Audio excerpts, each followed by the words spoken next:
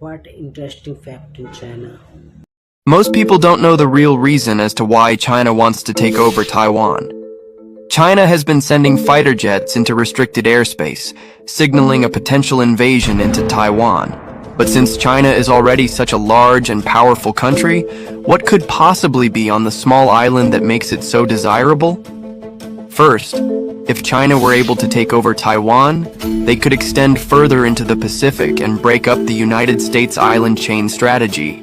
Following World War II, the United States wanted to restrict the Soviet Union and China from having direct access to the Pacific Ocean, so the US established military bases along both of these island chains, preventing China and the Soviets from expanding into the Pacific.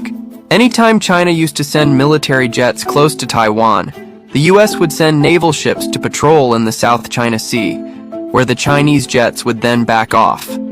But in recent years, these US naval ships in the South China Sea haven't been scaring off the Chinese military.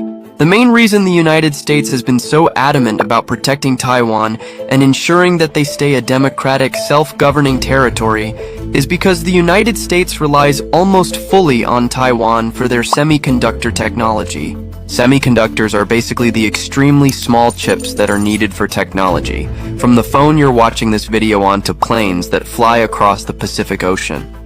Just one company, the Taiwan Semiconductor Manufacturing Company, absolutely dominates this entire industry, where its engineers have created secret methods to code these chips that nobody else in the world has ever been able to match.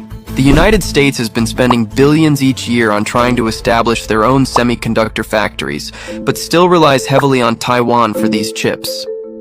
If China were to take over Taiwan, they know they could cut off the United States from this important technology, ultimately sending the United States into a complete disaster.